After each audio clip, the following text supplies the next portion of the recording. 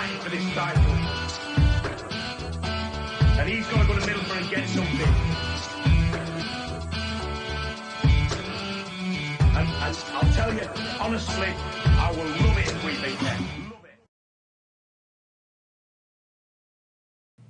Yes, everybody, welcome to another episode of The Warm Down. Joining me today, I've got Laurie Whitwell, a Manchester United fan and also Manchester United correspondent for The Athletic. And you might have just noticed the slate there because we are sponsored by The Athletic for next couple of months or so. It is the best place that you can get written coverage of Manchester United. They have got, when I say a world-class team of writers, we really mean a world-class team of writers, don't they? We tried to, yeah. A couple of months ago, I was looking at it and I was going, oh my God, with all the people that they've signed up. So there's some real big names that have already been announced and some real big names that are yet to be announced. It's completely ad-free. There's no ads, there's no pop-ups, there's nothing like that. But it is a paid platform, and more details on that a little bit later on of how you can join. But if you want to just get in the mix straight away and go and start reading some real genuinely good articles, the link is in the description. So Laurie, this one came out on Friday that you did. Yeah. And this is a nice chat with Eric Steele, former goalkeeping coach at Manchester United. How was he? Yeah, he was great. I love Eric. I knew him since I covered the Midlands for the Daily Mail, which is my previous employers, and he was at Derby under Steve McLaren. So I'd done a piece with him then, and obviously getting this new job, I thought, let's have a catch-up chat, see what you're thinking, see what you're saying, see what you're up to. He invited me down to a pub in Derbyshire, just in Ashbourne near his house, because he'd been at St George's Park, because he works for the FA now doing sort of consultancy, working for the youth team, and I was on time, but I got a text pinging on my phone 1 minute before the time we were due to start. It's him saying, "Are you lost?" Because it's in the middle of nowhere. It's like, the reception's not great. It's country roads and all that. But basically his point is, better be, and it was something that Fergie had always said to him, better be 20 minutes earlier than 2 minutes late. Damn right. And it is a nightmare driving around there. St George's Park is literally the middle of nowhere, isn't it? It's totally the middle of nowhere. Yeah. So what did he have to say then? Because I'm sure that there's a lot about David de Gea he's wanted to speak about, and it also sounds like he had a lot to talk about with Fergie as well. Yeah, with Fergie, he was really interestingly open, because there's certain, obviously Fergie's got a little bit of a mystique about him, hasn't he, in certain ways that he's worked, and I think Eric's obviously now not been there for a long time, so he felt like he was okay to sort of let us give us a bit of insight into what he was like. The funny story that I thought, which is what I sort of led the interview on, was the fact that he would be reading the Times and would do the crosswords on the way down to London, on the Virgin Pendolinos that we all know about, down to Euston, get the Times crossword out, get all the coaching staff round, sort of asking for clues for 6 down, 8 across, or whatever it was. When they don't know the answer, he's going, right, sod you, I'm ringing someone. He's ringing up, Gordon Brown. He was Prime Minister at the time. Prime Minister at the time. A bit closer. Sorry. So he's ringing up, Prime Minister, and you're thinking, no chance you're going to get him. He got him, and Gordon Brown's like a genius, so he's obviously going, yeah, this is the answer. So Steele was great, just recounting all those kind of stories, which I love hearing. I think a lot of the fans, like hearing that kind of stuff too. Any peek behind the curtain like that's absolutely fantastic. Yeah. Isn't it? And I think Eric's kind of one of those, like you said, probably because a little bit of time has passed. Yeah. There's more and more starting to come out about that sort of sense of humour side of Fergie. Yeah. Because everyone's sort of got this hairdryer sort of Fergie as like a real caricature, but he couldn't have been like that. Yeah. He had to be multi-layered, didn't he? There had to be more about him. Man of the people is exactly what Eric said about Fergie, in that he could understand people's motivations, could get them on a human level, just have a good relationship with people. He said that there was times when him and Mick Phelan would be in the coach's room looking out over Carrington, and Fergie would drive up and they'd see him get out of his car, and it'd be half an hour and they'd be like, where is he? And half an hour later he's coming in, racing post under his arm, on the phone to somebody, and he's just been chatting to Kath at reception for 20 minutes, and that's why he's been late up to the meeting. But he was never actually late. He was always early, so that then he could be on time for things, basically. And he always wanted his business done by 9 o'clock in the morning, so that he could be there when the players arrived and have that role as well. So he was, I don't know, apparently 4 or 5 hours sleep. That was about it for 27 years at United. So wow. Yeah. If you do want to check this one out, this is called When Fergie Didn't Know the answer to the crossword He'd Called Gordon Brown. So it's going to be quite easy for you to find. One show on The Athletic. Now, what did he have to say about David de Gea? Because I think that's going to be quite an interesting little conversation there. Yeah, so obviously Eric was the guy that scouted De Gea for a year, a year. So the only 3 times I think that Fergie missed a match. One was to go and look at De Gea in person over in Valencia. He missed the Scunthorpe match in the League Cup game, came back and was like, yep, that's the guy. Eric was really interestingly told me, I hadn't heard this story before, about the first time, also one of the key times that he saw De Gea in action was for Atletico Madrid at Anfield in the Europa League semi-final, and he sort of knew still in his head the exact moments that happened in that game that made him think, right, this is the guy for us. And he was sat next to Ray Clements in the stands, and Ray Clements, knew a thing or two about goalkeeping. well, exactly, he was not a bad guy to sort of judge a goalkeeper, and he goes, who are you scouting then, Eric? And Eric goes, well, it's not Pepe Reina, is it?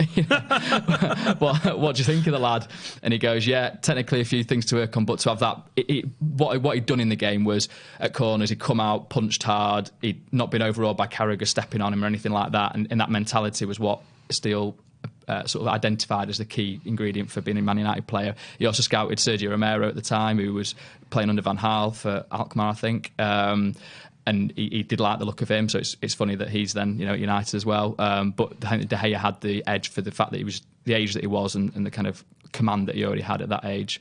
He was telling me about the fact that he had to, although David Gill wouldn't just sort of accept the fact that him and Fergie wanted to sign this guy. 17 million obviously was a lot of money for huge 19-year-old goalkeeper. Massive. So he said, right, you've got to make me a presentation basically, so I can take to the Glazers and present, and they can go sort of sign off on it really. And Steele agreed with that. He said, listen, I understand it's a lot of money, so here you go. And that Liverpool game was part of the sort of presentation that he made.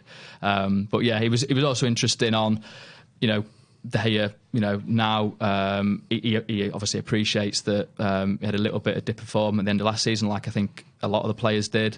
But he's absolutely adamant that he'll come back strong. You've got Richard Hartis there as the goalkeeping coach now, and I think he's a really, really good guy. We'll definitely get De Gea. I mean, I think we saw it against Chelsea, didn't we? He was on his game, good saves. So yeah, I think he did look back to what we would call De Gea again. Whereas, did Eric mention anything about that little 3 or 4 month dip? Did he say it was one of those confidence contract talk? Did he think there was any reason behind it? Yeah, I think he sort of looked at it and thought, is he? Is something wrong? I think maybe it was the contract situation. Is his head totally in the game? I don't know. He didn't know for sure because he's not. It's currently across everything right now. But I think he just had a feeling that he wasn't quite at his peak. Obviously, he'd played with him, coached with him, for a couple of years. So he knew what David De Gea looked like when he was in full force, and that clearly wasn't quite right. So I think maybe that's where Hartis has come in, and can he get him back to his full potential, which, as I say, against Chelsea, he looked up to it. It's actually weird, and we were talking just before we started about the rotation of coaching staff. So a manager goes, generally there's an absolute clear out of backroom staff as well, and we've seen since Ollie's been appointed permanently, he started to bring back a lot of coaches, people that have got connections to the club, people that have played for the club. Eric was obviously a man that was here for the initial part of De Gea's reign, but we've had half a dozen different goalkeeping coaches, haven't we? And currently it's Emiliano, the new guy that you've just mentioned. Is there something in that? Perhaps because De Gea's distribution towards that rough patch of last season, I thought was one of the reasons we was under so much pressure. And he got criticised for it, and I think it's rightly so that he got criticised for it. I think he'd have been defended more by people if he'd actually signed the contracts. I think people would have brushed over it, but people, I think, got a little bit frustrated by him going, we don't even know if he's going to be here, and he's playing shit at the minute. So I think people did see their arse with that a little bit. Do you think there's something in the focus that coaching staff have had? Because under Eric, that initial part, David De Gea was unbelievable with his feet when he first came, and that definitely dropped off last year. Do you think this new guy is going to be someone that maybe looks to focus on that? Because Ollie has mentioned about wanting to play with the goalkeeper. That is a huge thing, actually, and that was something that was really interesting on the new goal kick rule, obviously, that the fact that the defenders don't have to be, the ball doesn't have to travel outside the box. So I think we saw that against Chelsea a couple of occasions where you've got Maguire and Lindelof dropping in, picking up, and you need obviously a goalkeeper in that situation to be multi-skilled, to be able to pass it short, or even that would then bring the opposition on, and you can go long to, I think he did go long once to Martial, although he lost the header to Zuma. So that's a key element, and definitely Hartis will be working on him with that. Emiliano is obviously somebody that De Gea has known for a long time since Atletico. He got brought in under Mourinho with Silvinho there as well, Loro. So I think he was perhaps a hire to make sure that David felt comfortable in Manchester. Obviously, the contract situation was happening. That's sort of fair enough. I think you want to make your players feel good about themselves, and bringing in somebody in who's known him for a long time would do that.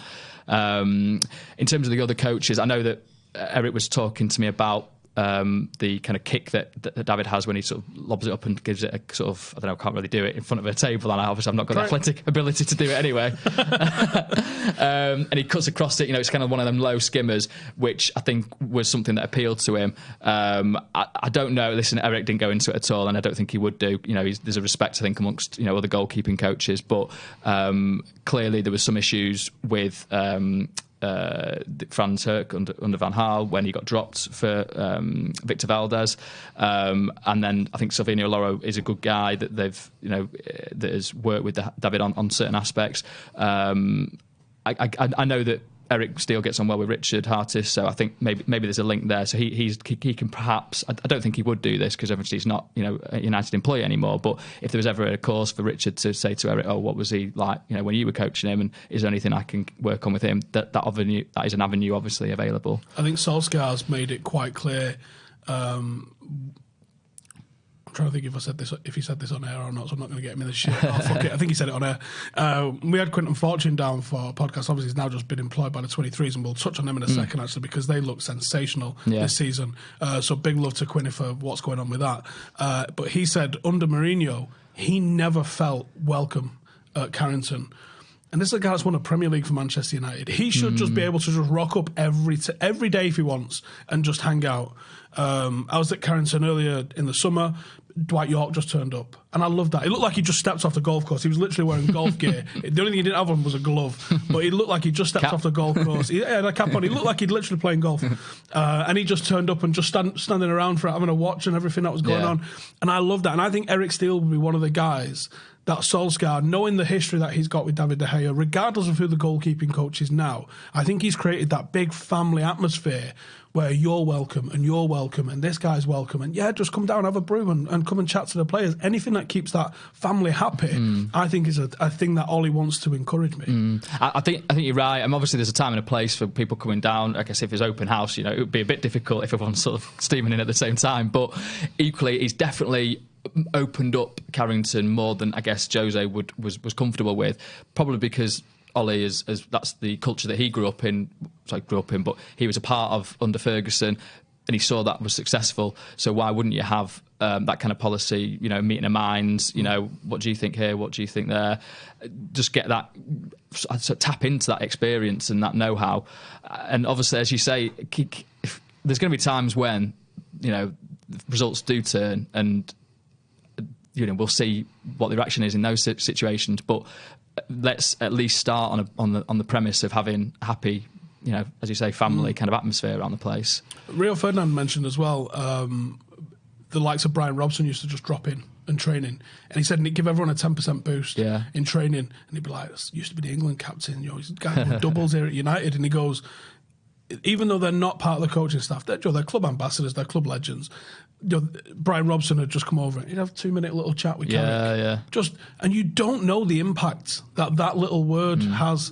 And Rio, I think, has also said that he feels like he can go and have a chat. I think a couple of years ago, I think it's now the under-19s group, they got beat off City quite heavily in one of the cup competitions, and Rio went into the dressing room and he kind of gave him a bit of truth, I think. And it was captured by, I think, his vlog team, captured him doing it.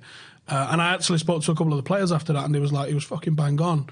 And they really appreciate someone like Rio actually giving a shit like that. So I think it's only a positive thing that those players are allowed to come back in.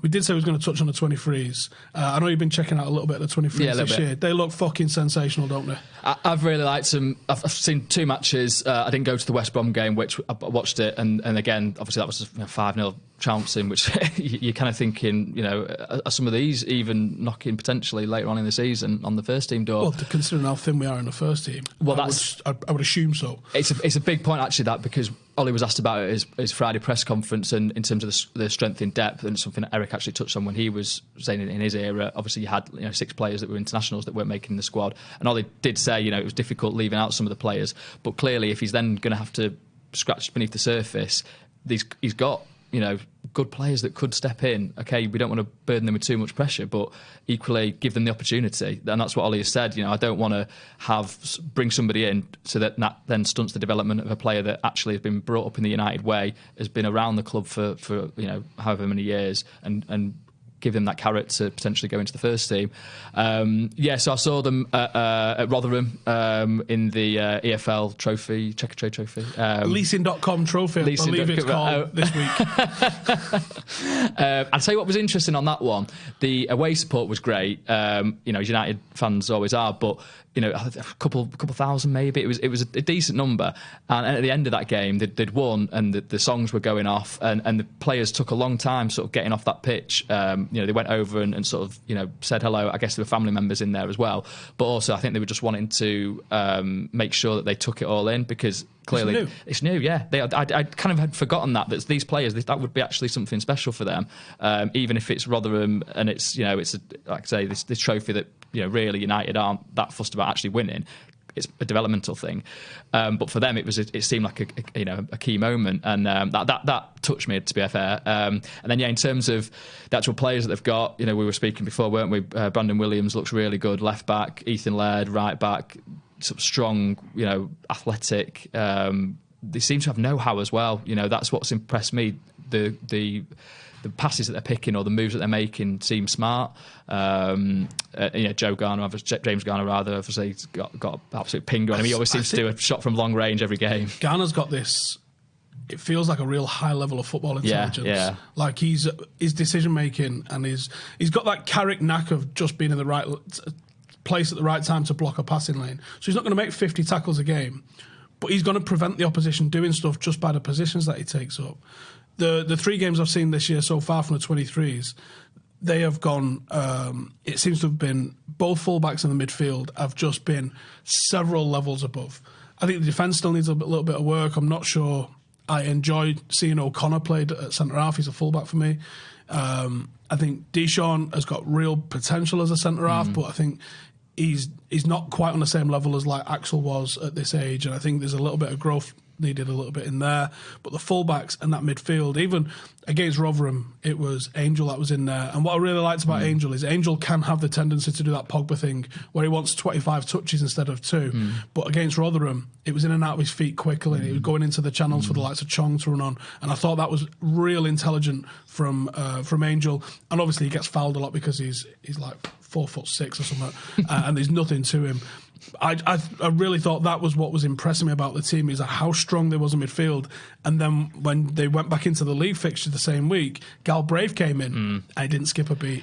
And I actually was like, knowing what we need in the first team, that sort of tenacity, that energy, Galbraith's got it, and I think he's one people could be sleeping on. You're absolutely right. Actually, he was the other guy that I'd tweeted after the game and said I was impressed with, because it was his sort of touch and his passing range seemed really good. But the way he moved, I don't know, maybe I'm being sort of slightly odd about this, but the way he moved across the pitch just impressed me and kind of made me think you're born to that. He sort of knew how to turn and which way to go at various points, that when it looked like it could get tricky for him. So yeah, Ethan Galbraith definitely was one that I'd be keeping an eye on in future. And just to say also, after the game at against Reading at Lee on the Friday night, Kieran McKenna and Richard Hartis were there. So you've got that sort of link to the first team that are keeping an eye on things. I think McKenna actually went in and had a chat with Quinton and Neil Wood after the game to sort of say, what he liked, what he didn't like maybe. It was good 15-20 minute chat with them, so there's clearly that attention to detail going in there. I don't want to dig Ricky Sprague out, but I think you're going to have to, because he had all these tools at his disposal last year and they did not look anything like the way this team looks. And yes, you can say, okay, it's not a year, it's a few months more mature, but this team is taking it to other teams, to the opposition, with a confidence, with a swagger, and with an absolute cutthroat pace, whereas under Sprague, and to a certain extent under Warren Joyce as well, there was very much a 1-0 sort of ethic that they wanted, whereas this team wants to put 10 past you and look good doing it as well. Yeah, that was certainly something that we kind of tried to touch on with Neil, and obviously he couldn't really speak poorly of his predecessor, but I think there's clearly been an emphasis there to match up the style of play with what Ollie wants to try and do in the first team. It just makes sense. As you say, with the with fullbacks pushing on with that, the kind of mentality to score goals rather than sort of protect. Basically, obviously Jose was the manager, last season before. Was there that link there with the youth team anyway? I doubt it. Yeah, no, exactly. Jose. He's a coach for today. He even said it on Sky, didn't he? On the during the game, he said you got to be a manager for today. Fine, that's your modus operandi. But then obviously that means that the under-23s aren't as looked after as they might be. So I think maybe Ricky saw that either he was trying to do as best he could with imitating the style that Jose liked to play, or he kind of thought, right, I'll do it my own way. There's not that overarching sort of manager that wants players coming through in a certain way. I don't really know. I wasn't covering the club last season, so I don't want to speak too much about what I don't know, but certainly from Neil Wood's point of view, it seems much more of a marriage between the two teams. Yeah, and I think Nicky Butt's appointment as I'm going to get this title wrong, first team development director. Yeah, your guess is as good as mine. Something like that. I'm not entirely sure what that means, but obviously there's an elevated position there for Nicky Butt to sort of oversee that transition from the 23s, which might mean an indicator of the policy that the club wants to put. And someone wrote this in the comments on one of my videos the other day, and I was like, that's absolutely spot on. And they said, people need to stop thinking, or the club needs to stop thinking of going to the academy as a last resort. It should be a first resort. And I think that's absolutely perfect. I think... I don't really want to sound like I'm digging Luke Shaw out, but let's just say Luke Shaw is that weak point in the defence. One of the lads that could put pressure on him could be Ethan Laird, and it could be Brandon Williams. And I would hope that the club are going, well, maybe in the Europa League, maybe in the League Cup, we'll give one of these lads a run and let's see if they're capable of doing that, rather than going, well, who can we buy for 30 million? I'd rather we did look in first, and if there isn't something there, because last year I was saying we need a right back, and I am a big Ethan Laird fan, but Ethan Laird wasn't at the level Wan-Bissaka was at, and I really wanted Wan-Bissaka, and now you go, it might stifle the development of Ethan Laird, it might. But this is Manchester United. You can't really sit on it for too long. You have to just throw it in. Mason Greenwood, you could easily have, farmed him out on loan, messed around with him for another 3 or 4 years. It doesn't seem like Solskjaer's keen to do that. It seems like he's ready to throw him in. And as you made, I think you said it before we went on air, didn't you? He was talking about who's got the best finishing in the club. And Solskjaer thinks it's Mason Greenwood. Yeah, I'd be inclined to believe that, so I'll be honest. But you look at that finish against Spurs. Wow, just the how quick it was. No thought, to obviously there's thought to it, but no, it seemed like a natural thing. He wasn't getting confused by what he was going to do with the ball. He knew exactly what he wanted to do. Yeah, and I thought from Solskjaer to say that in a press conference, the question wasn't about Greenwood, it was who's the better finisher, Martial or Rashford, and he goes, well, they've got somewhere to go because Greenwood's the best finisher, and he gave it a wink. He likes a wink, Ollie, I think, in the press conference, which is, lightens the mood. But even for him to perhaps jokingly say that, and I guess maybe he wasn't joking, he knows a finisher when he sees one, I think spoke volumes. And the fact, as you say, that he hasn't been sent out on loan, he was in the squad against Chelsea, came on against Chelsea, he's obviously going to have more minutes. Had a shot, which if it wasn't blocked, I'm sure was probably heading on target. Yeah. Which is all you can do, isn't it? It's up to the keeper to save it then, and he didn't have a great day saving it, so there was every chance he could have scored that. Well, that's what I like about Solskjaer as well, in the sense of, from the striking point of view, he's talking to them about how to score goals all the time. So you've got Martial, you've got Rashford, you've got Greenwood. He's clearly saying, try and finesse it, or, the keeper, he loves shooting through legs, Ollie, didn't he? They weren't always the prettiest goals. He touched on Martial, he bundles it in from 5 yards. It's actually a pretty bad sort of touch, really, but because he's so close, it goes in, and that's it doesn't matter. Exactly. You get 5 of them a season, you start to stack up.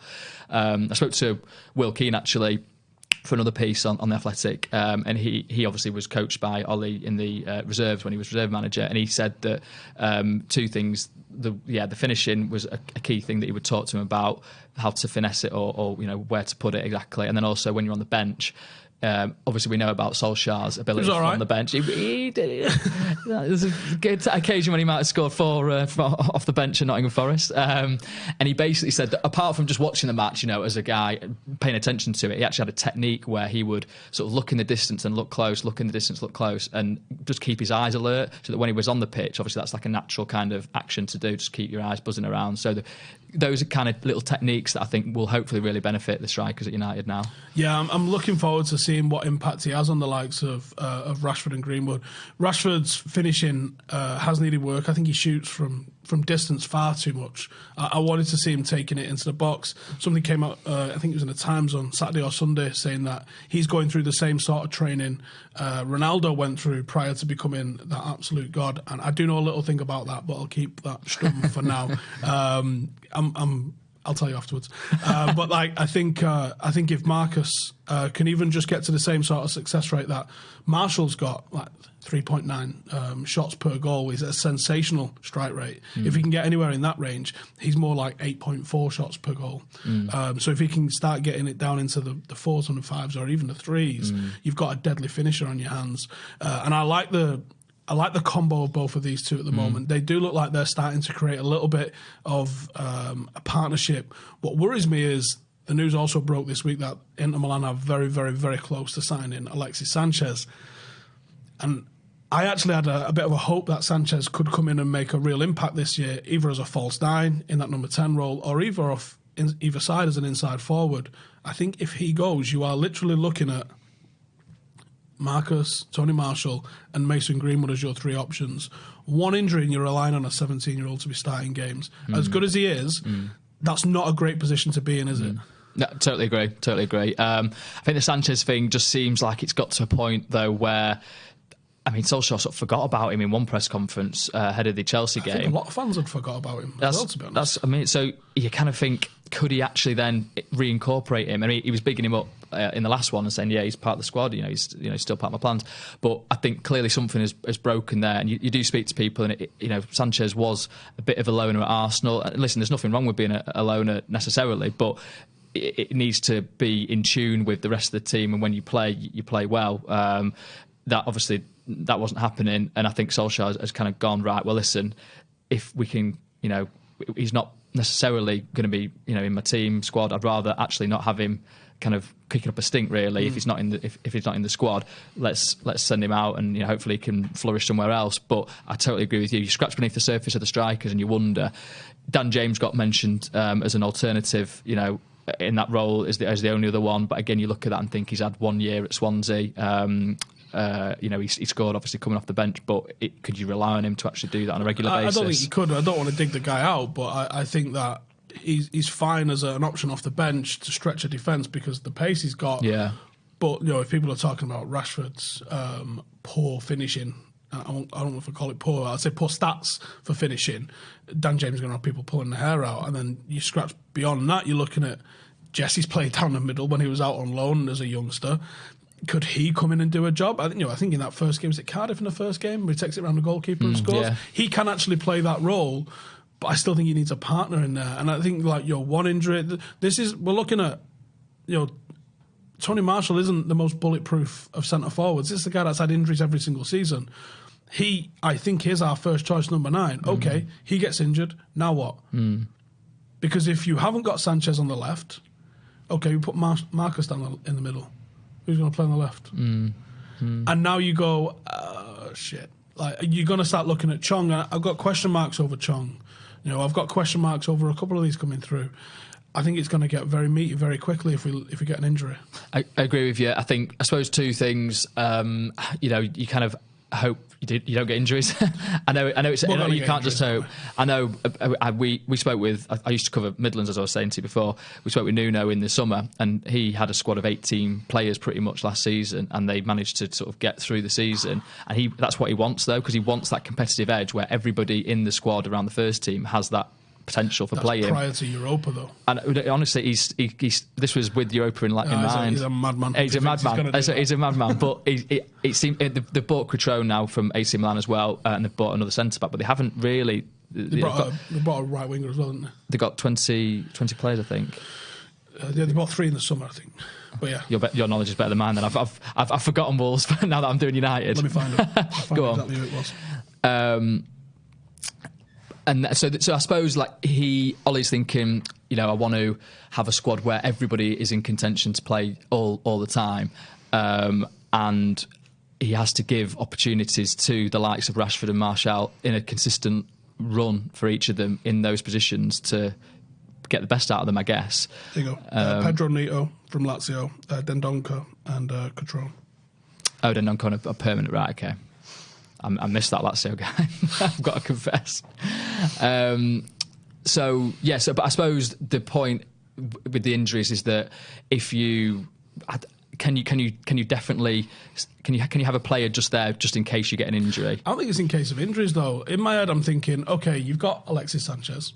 Yes, you do want, and I think that the lads deserve. I think Marcus and Tony deserve that run of games because they haven't had that. Since even when Tony Marshall made his debut, he got pushed out to the left for Marcus when he was on that great run by Van Gaal at the start of that season.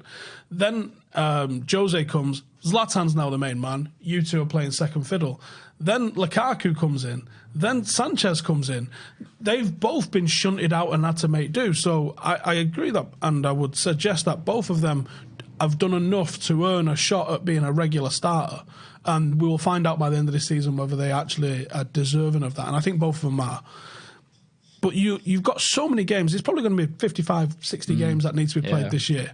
Without injuries, you're going to need to rotate. And I think Sanchez coming in, can play in the 10, can play off the left, and he could probably play up front depending on the opposition.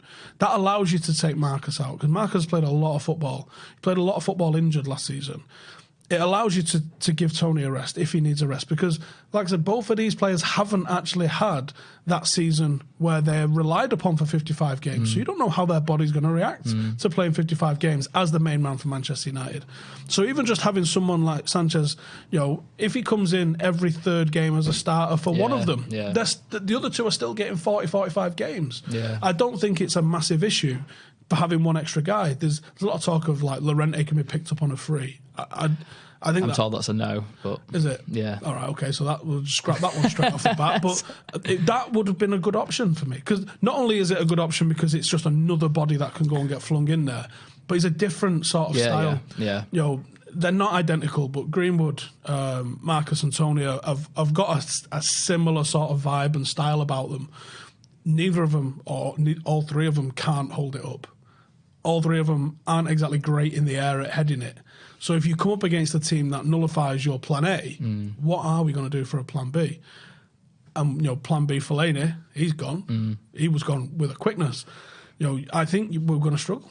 I agree that the plan B, what is it? I guess you'd look at Man City and you look at Liverpool and they go, well, we don't need plan B, we do plan A absolutely brilliantly. Yeah, really well. So I know we're nowhere near them. They were light years behind. I say United are light years behind them. But I think that Ollie's at least trying to start the process of having that in place. So if he then went and the Sanchez thing, maybe you could debate. Could you have kept him? And maybe he still stays. I don't know. But if he does go, could you have kept him? I think it had got to a point where nobody was happy in that relationship. So okay, fine, you can go. I don't think he thought there was value in them buying somebody in, as we were saying. When you're talking about the young players, okay, yeah, you don't want to have to be relying on them, in the season because of injuries, but at least don't just buy somebody in who might not actually marry up with what you're trying to do. Like Dybala, for example. I think they obviously looked at him, were really interested in him, but the amount of money that it would have cost to get him, and not just his wages, but also his agent, and was he really interested in coming to United? It didn't feel like it. It didn't feel like it, so let's back away from it. And I think fair play, because they've been stung before like that, so I don't mind that as a strategy. If it really does get to a critical point, you've got January, and if you can pick up somebody like Fergie did with Henrik Larsson, that was a January, I think, wasn't it? I think it was, lovely little signing. It was March. Was it? Oh yeah, was he? It was like a 6-week loan or something like that. Yes, of course, yeah. It wasn't even like... It was crazy, wasn't it? It was no time at all. But he came in and so provided something. Yeah, he's a cult hero at United, even though he was like 3 weeks. Joe, while we're on it, I'm literally going to Google how many games Henrik Larsson played, because I reckon it's probably not even 10. I bet he scored like 3 goals as well. I remember him scoring against Villa. I think that happened. Pretty sure that happened. I'm sure he scored a winner in a game, and that was it was like 2-1 or something. Maybe I'm totally talking on my arse. Let's have a look here. Oh, I've gone on the wrong thing. Here we go. But my point, I suppose, why bring somebody in now at a big cost that perhaps doesn't necessarily marry up with what you want to do?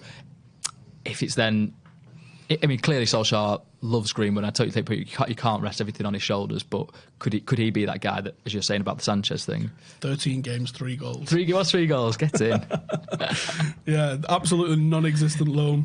Brilliant. But even I was saying semi-tongue in cheek, but also like Danny Welbeck on a free. He's different to what you've got. He's going to be all right, I imagine, playing a dozen games over the course of the season. Bring him in when you need to rest the others. Yeah. He's there as a different option.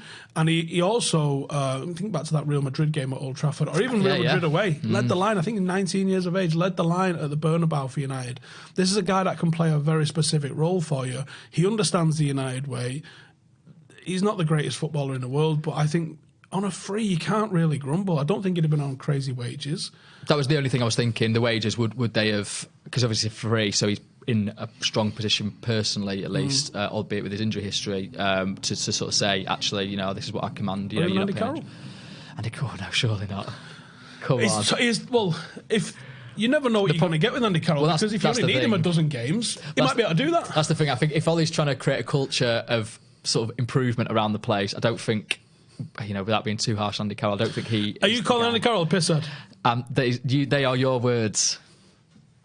I didn't say anything like that. I just think you look at his injury record, and would he really have been a positive influence? Yeah, it's fair enough. But I think in terms of what he offers on the pitch, he's definitely a plan B. But I also think we've generally eliminated people who put that sort of cross into the box as well. I think we're looking to work it a bit City, Liverpool lesson. I hate using them as a comparison, but it's an easy comparison to make, because I say it, you go, I know exactly what you mean. Yeah. You know, rather than trying to fling it into the box, you look at what Jose was trying to do, and the way Jose would, and to a certain extent Louis did as well. 15 minutes left in a game, Fellaini's on, and now we're just blasting balls into the box. And one thing that annoys me about De Gea that I hope we get fixed this season is, you know, on pre-season, I saw him going long to fucking Mason Greenwood against Leeds, and you're like, he's not winning that. Yeah, I'd win in an header against Greenwood, let alone a championship centre half. And I'm hoping that's, as we continue to develop and evolve our style of play, I hope that's something that gets eliminated. I hope that he can start doing those little chips into midfield, into where the number 6 is, and that's about as far as he goes. I hated when he'd go long to Lukaku, because Lukaku's not amazing at holding it. I hated it when he'd go long to Fellaini, because if he tries to head it, he's shit. It's only when he gets it on his chest, he just go... the best chest in world football. No one's got a better chest in world football than Fellaini, have they? No one. Shame he can't pass water, but yeah. Right, I think we're going to wrap it up there, but thanks to Laurie for joining us. I have got a quick read that I need to find, so give me a second and I will get it out for you. I just went off it. It is... Henrik Larsson research was primary of importance there. Yeah, Henrik Larsson has absolutely thrown me. So... You need to come and check out The Athletic. The link is in the description below. It is the home of football writing, the new home of football writing. There's loads of real good stuff on there. There's some genuinely top writers as well. You've got the likes of Andy Mitten as well for United, and I think there's even more coming very, very soon, which is definitely worth checking out. Visit theathletic.co.uk/Howson and you can get a 30-day free trial and get 50% off your yearly subscription, meaning it's only £2.50 per month, and I definitely recommend doing it. I know there's some of the plans that I've got for genuinely, really, just absolutely mind-blowing stuff that they've got. They've done some bits already, haven't they, in the very short time that they've been going. I think so. We've got some good pieces. And I think there's even more to come from this. So like I said, go and check that out. That is theathletic.co.uk. To start a 30-day free trial and receive 50% off your yearly subscription at £2.50 per month. Link is in the description. And that is it. So go and give Laurie a follow over on The Athletic and over on Twitter, and we will see you in the next one. Laters.